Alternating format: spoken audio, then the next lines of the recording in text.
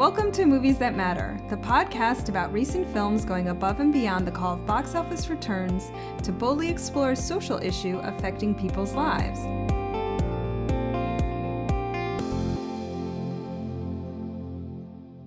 I'm Nicole Finari. And I'm Stacy Moore. Stacy, what movie are we going to overanalyze this week? This week we're discussing Snatched, Amy Schumer's follow-up to her 2015 hit Trainwreck. She and Goldie Hawn are on a luxurious mother-daughter vacation in Ecuador when they are suddenly taken hostage by Colombian mobsters. From the same team that brought you Spy and The Heat, Snatched follows the two women as they attempt to find their way out of the Amazon and on to safety. What did we think? Okay, so I benefited from going in with an extremely low expectation. Okay. I thought this was going to be horrible. Yeah. So then I was like, oh, it wasn't that bad. What did you think? I was moderately disappointed. I laughed there were several moments that made me laugh really hard. And like when and things that I think were specific to a movie helmed by women. So like the scene where she's in the bathroom, like washing out like the various areas of her body, and the public restroom door swings open, and her date that she's trying to impress is standing right there and sees her. Like things like that, I laughed like so hard I cried. But I feel like that only happened maybe every 19 minutes or so. And then the rest of it, I would kind of find myself just kind of nodding like, oh yeah, that's a joke, you know. Yes, that was another joke. Got it. But you enjoyed it a little more? I mean, again, I thought it was going to be awful. I thought there were going to be no laughs. So there were some laughs. There were a couple things that were designed to get me on the movie's side right away. Like what? First of all, did you catch the hometown shout out? No, what was it? What's up, White Plains? When her mom's on the computers, they're trying to show that the mom is super into safety to an irrational degree, and so she's like searching for sex offenders, and the place that she's looking is White Plains, New York, which is my hometown. Excellent. And again, how did they fare? Shout out WP. Except that, you know, when you look at it, you're like, that's definitely not White Plains. But so they had that, and then when they show her childhood bedroom, the establishing shot of her childhood bedroom is a movie poster of the movie Buffy the Vampire Slayer, which is one of my favorite movies from the 90s. And I'm like, yeah, Buffy the Vampire Slayer, the movie. So like a couple of moments I'm like, you got my love really early. So that definitely helped. So they really nailed your sort of experience growing up, I guess. Yes. Beyond that, I really liked how this was a female empowerment movie, how much men never came and saved them. Mm-hmm. Or if they did, they were just sort of bumbling and incompetent. Oh, that's the third way that it totally got me. So I'm going to give you a little preview to the end of the show, but I don't know how long it took me to catch on. I don't know if you caught on the whole, the Christopher Maloney character. So they meet this American who's like all in khaki and a like fedora hat in a bar. And he's like, I have a boat. I'll take you where you need to go. And at this point they're in Colombia. And I'm like watching this and I'm like, what does this make me think of? And it took me like a while, several scenes before I was like, oh, deliberate Romancing the Stone reference. Absolutely. This was very, very reminiscent of Romancing the Stone. I thought about that movie a lot after seeing it. The whole thing was, right. I feel like, really harkened back to that era in the 80s when it was there were a lot of action comedies about white people getting into hijinks in tropical countries. This was the tone was really... It was like a throwback to that for sure. I definitely felt like I was a kid again. For better or for worse. I'm not even saying that's a good thing or a bad thing, but like I felt like I was a kid again watching this old sort of genre of movie that was popular back then. Yeah, definitely. It has that of an 80s comedy feel to it. Sort of, yeah, fish out of water type things that were really popular then. But, I mean, I love Romancing the Stone. It's a classic. It was like, I need to go back and watch Romancing the Stone. It also reminded me of The In-Laws. That's also from that genre of like the two, like the odd couple getting into trouble with the mob and trying to like outrun gunfire in the most hilarious way possible by running in a zigzag line. But yeah, there's a whole slew of those movies you could go back and is it a good thing that they harken back to that, or is it just dated? I think it is dated. I think you're right, and but at the same time, I admit to a little bit of getting sucked into the nostalgia, just because oftentimes whatever the thing is that people are nostalgic for, I don't relate to, and I'm not at all nostalgic for it. So I sort of felt like, oh, it's nice to see a movie that was clearly made for me. Like, there you go. They have my hometown in it. Like, they wrote a movie for Nicole, except they put Amy Schumer in it, who I'm not a particular fan of. Oh, you're not an Amy Schumer fan? Rock on forever, Goldie Hawn, though. No, I'm not. Are you? I think she's fine. I typically enjoy her stuff. Actually... Oh my gosh. Okay, so when I went to the movie theater and watched this, I used a purse that I haven't used in a long time. And I got the tickets and you know, I was like, okay, I got to put these tickets somewhere.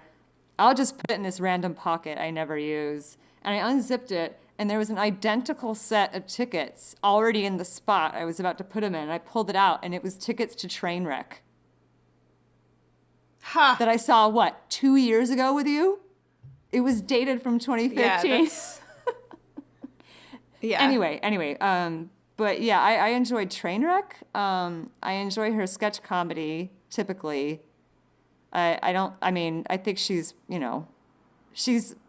pretty good. I thought it was unfortunate that this is what brought Goldie Hawn out from hiding after 15 years. I kind of wish she'd had maybe a different project to come back with, but I don't know. I felt like she was a bit wasted. What do you think? Yeah.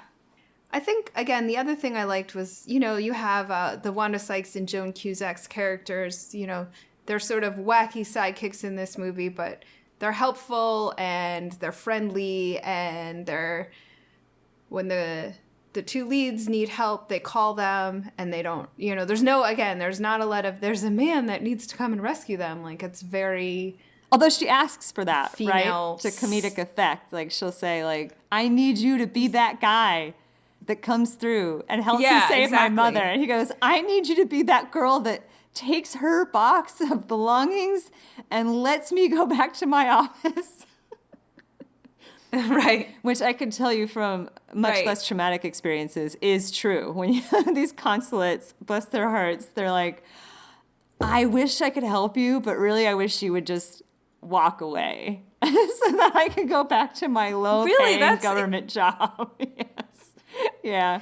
That's so interesting. I had such a good experience with the State Department. I felt like this movie was really unfair to the State Department, actually. I won't speak for like their hostage recovery procedures, but as far as like that one guy at the consulate where she's like asking him to do something very like what she feels like is pretty basic to their duties, and he's just like, I don't know what to do, and I wish she would leave. Like, I had that actual conversation.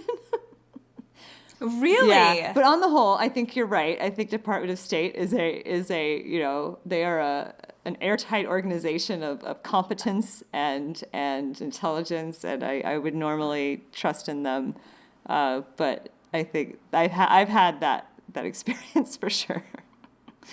Okay. No, I had with like a former Marine. They came and picked me up at the airport, and I cut all the lines, which was awesome. I strongly recommend traveling where they let you cut all the lines. Wait, cut all the what? Yeah, like I skipped to the head of passport control and customs and was like out the door in 2 seconds flat because I had Yeah, because I had the State Department representative like come and pick me up from the airport, and we just like jumped ahead. It was like, it was awesome. That sounds fantastic. It is. I mean, I certainly don't recommend having your older sister disappear in a foreign country as the way to get that kind of service. Sure, probably. But if you can get it, take it. So anyway, so yeah, I liked that, you know, the men weren't all, you know, bumbling idiots or completely incompetent. The brother steps up, but they're not there to save the women. The women save themselves or have help from other women. And I just really thought it's quite rare to see this, you know, to see that in a movie and in a comedy. Very true. And I think I was happy. Oh yeah. Yeah. I thought that was, it was funny without being preachy. As you mentioned, the couple, the completely platonic, quote unquote, couple, Wanda Sykes and Joan Cusack, they really stole the show. I feel like every time Joan Cusack came on screen, absolutely. She never said a word the whole time, and I know that's the thing. Like, she didn't talk at all, and she still stole the show. She really did, and yeah, the two of them, everything they were involved in was really funny, and it was fun to watch them step up. And so Joan Cusack is this former special ops agent that Amy Schumer and her mother meet at the hotel, and that's how they come into contact and develop sort of a rapport with them. But she and her partner Wanda Sykes are constantly like on the alert for kidnappers or any kind of like hostile behavior on the part of the locals, and that's why she calls them when she gets into trouble, and they really come through for her to a point. But yeah, I see what you mean. There was a definite questioning of the patriarchy. I don't want. There's one moment that happens with what's the actor's name? Christopher, the Italian. Christopher Maloney. Thank you. There's one scene with him that I won't ruin because I laughed so hard, and it really hits that point home. And he right before the big moment, he says, "I'm the man," and you're just like, this is not going to go well, and it doesn't. Oh, when he tries to swing over, that part was awesome, actually. That was amazing. Like, I'm so glad that finally happened in a movie. He tries to swing on a vine over a ravine, and it, like, immediately breaks off, and he falls to his death.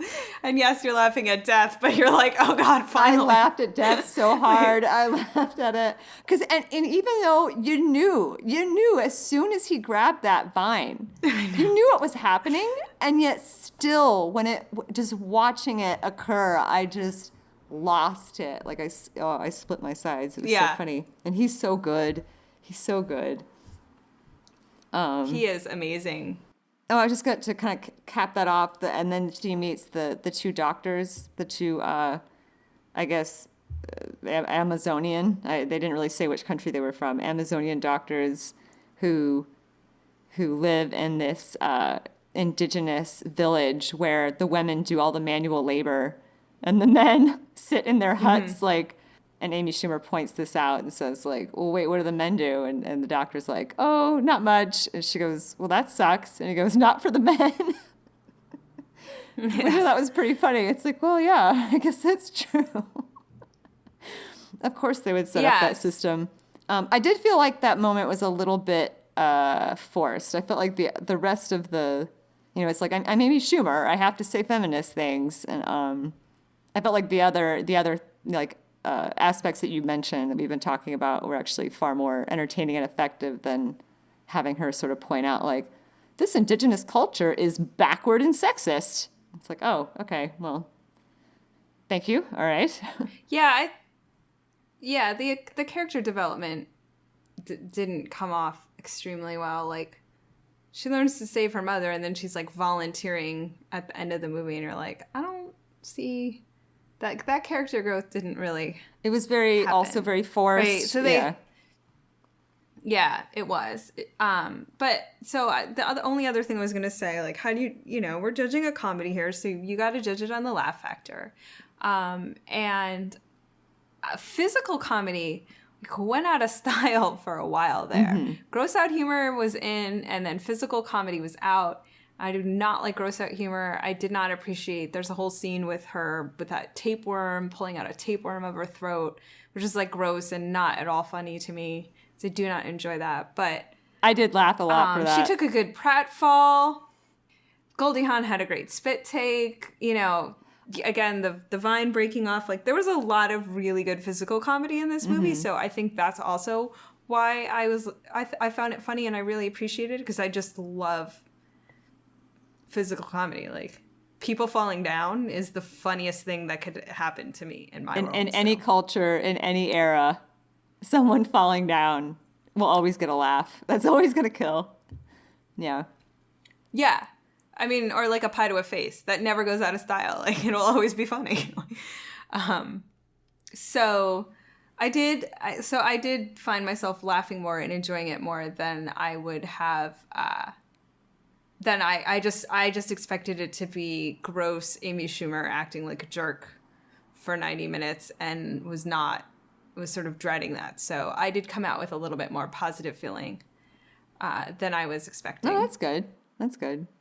Any more thoughts on the movie or the performances before we start talking about how racist this is? I know. We're about to open a can on this thing. Okay, yeah, I know you're right. Let me see. I loved Ike Barinholtz. I love him in everything, though. He's like so funny in everything I've ever seen him in.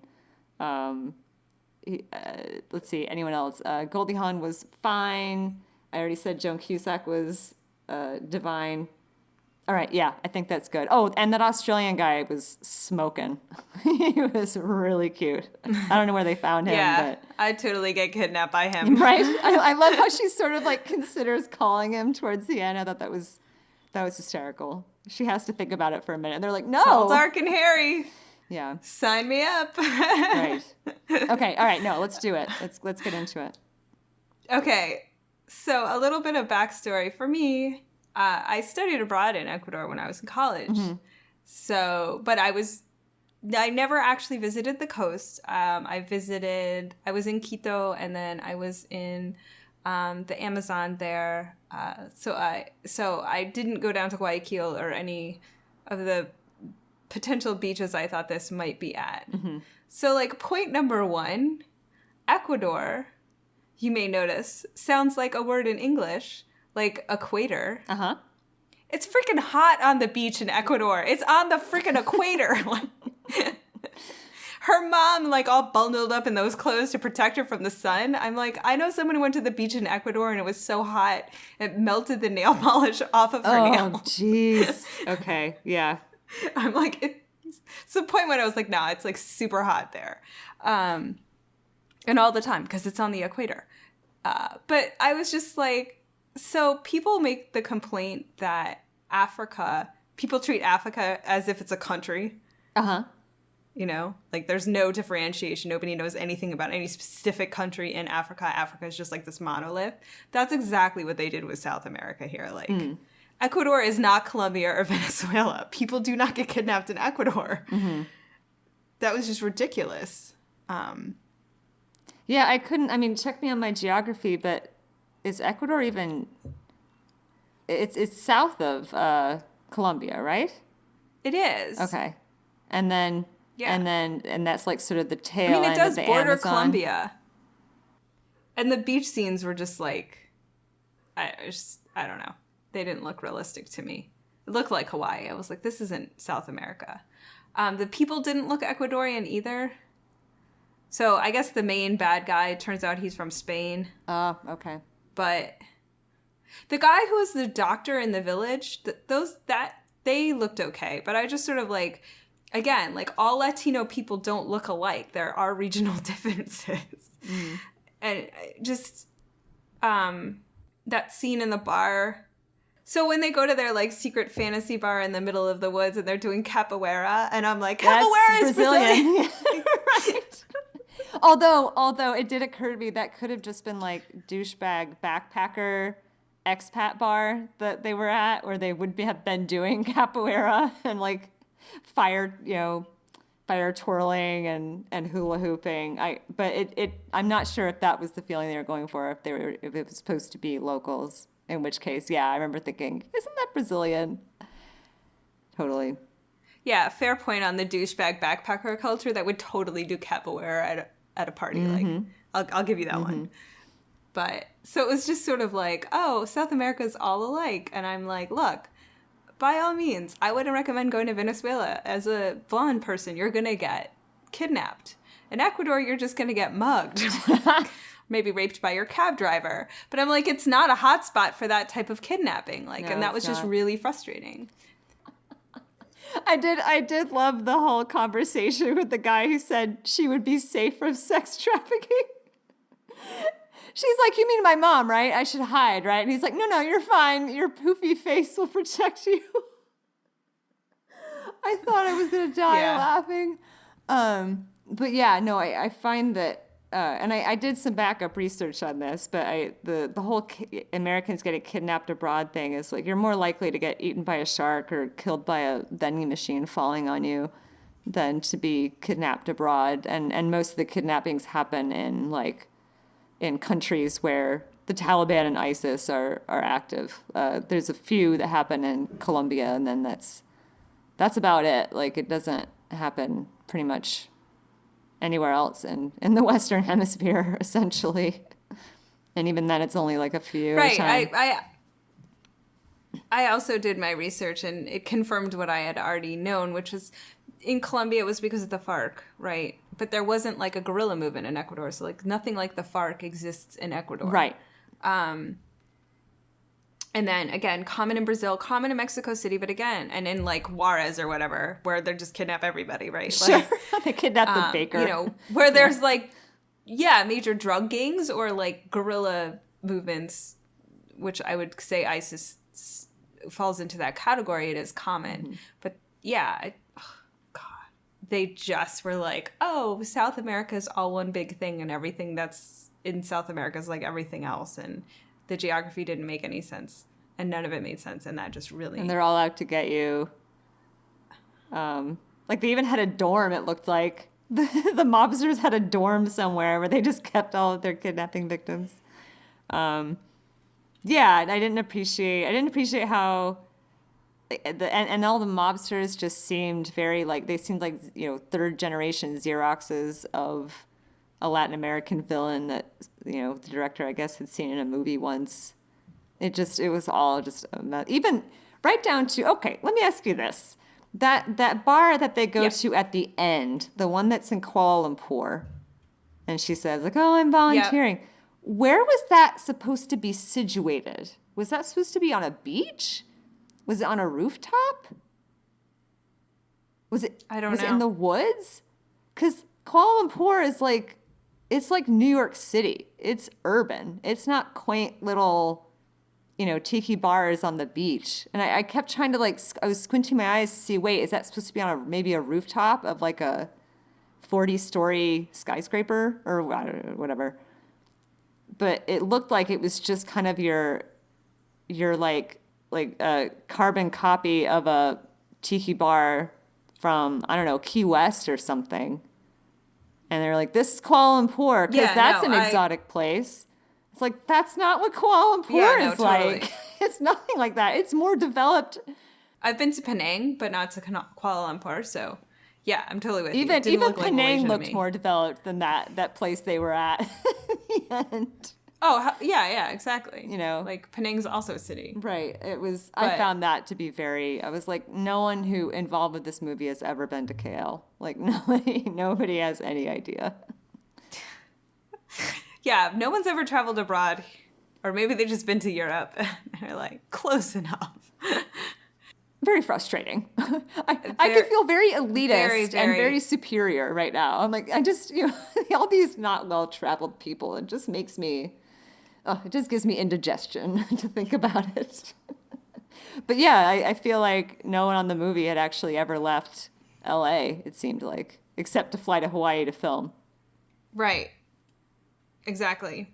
And it's not okay. Like, in this day and age, give me a break. Mm-hmm. You got to be smarter than that. Like, you can't, we live in too multicultural world for this 80s hijinks. Although, I mean, like, while we're on this subject, and maybe I should rewatch Romancing the Stone before I say this, like, in that movie, like, you know, she meets that guy on the hacienda who's, like, read all her books, you know? Like, they actually are kind of even-handed with the idea of the local culture. In this one, it's like, you know, there are, like, bumbling locals or, you know, they're bad guys. Yeah, I am often afraid to go back and watch movies that I loved as a child for fear that they will be ruined. That has happened for me before. It's very heartbreaking to realize that this, like, I don't remember Brownface being in this, but there it is.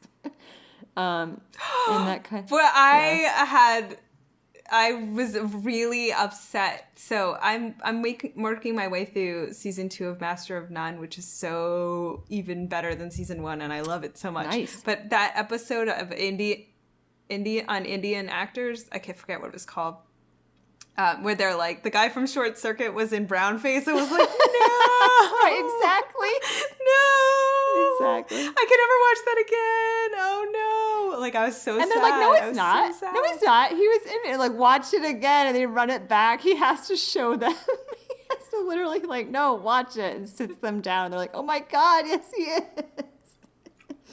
He's in brownface.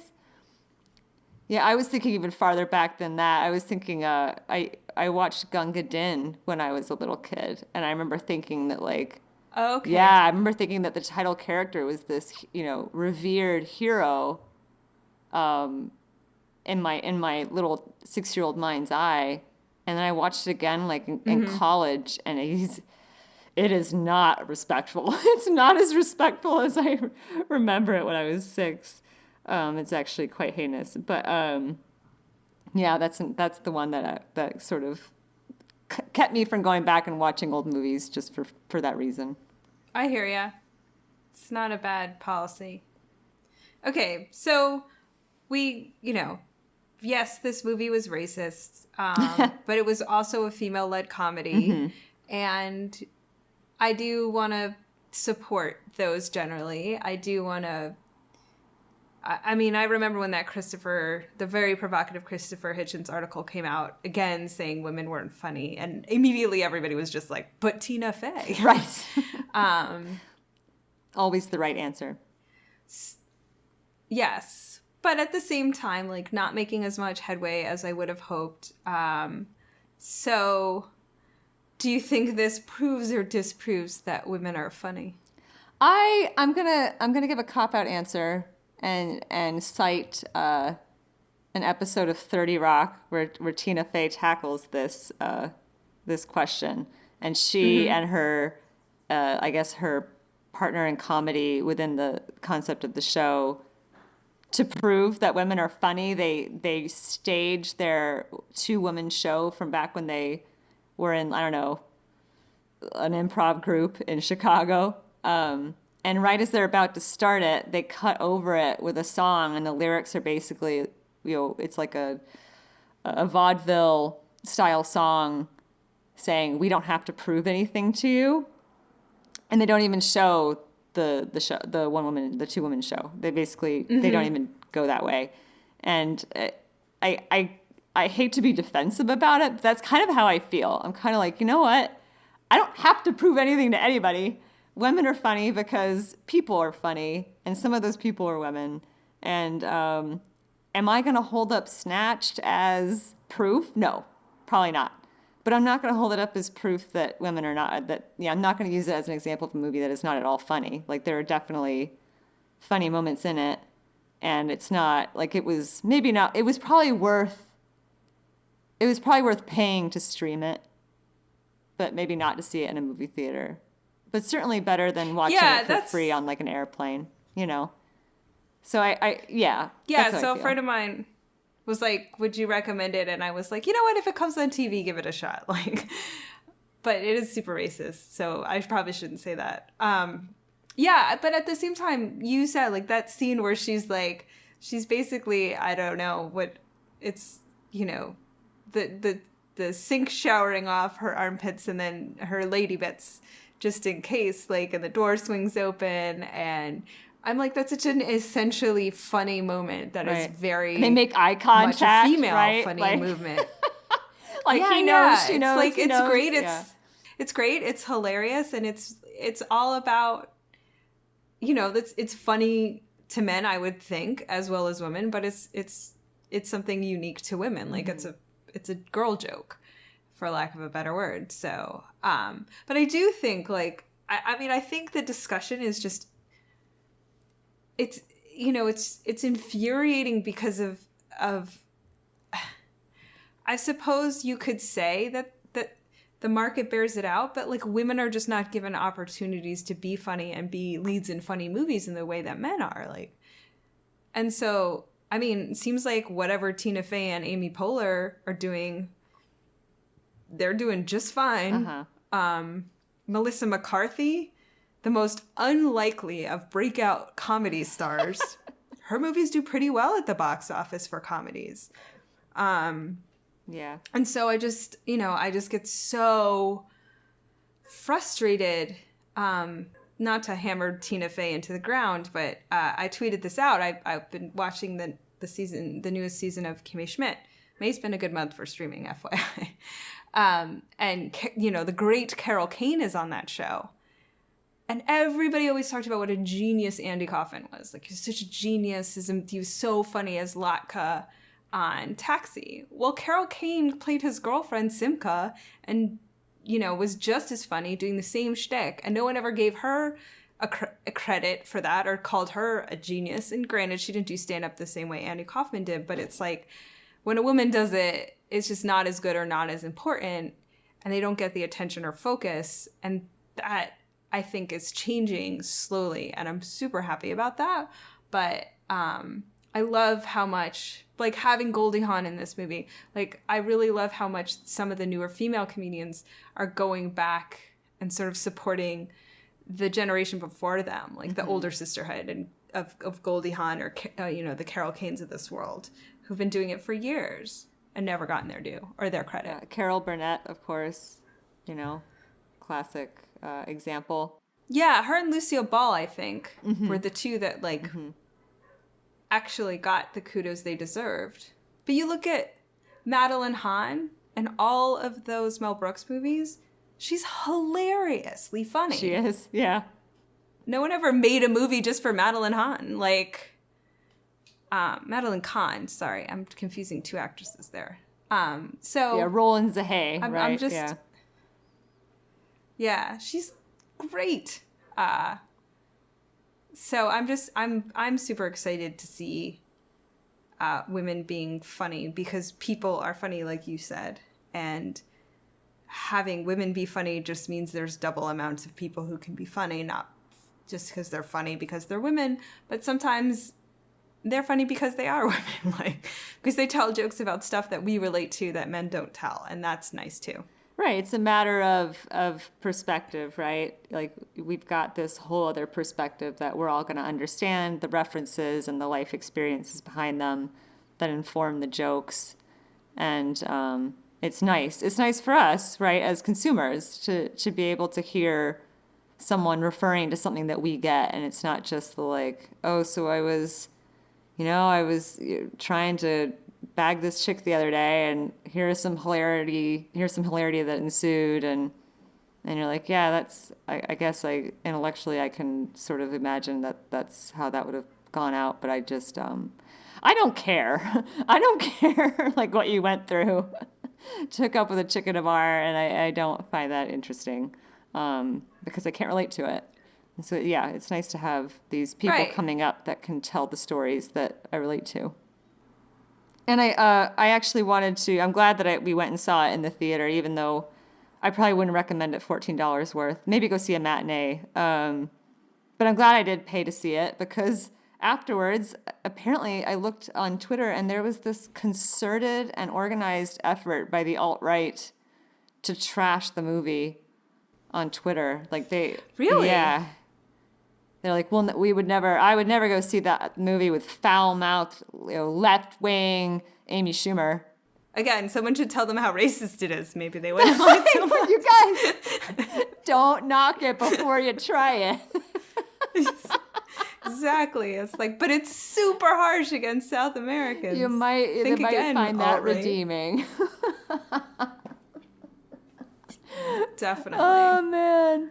But yeah, just on that point, I was glad that I supported it in some fashion. I was like, okay, well, at least I'm supporting women in comedy, I suppose. And it was moderately funny.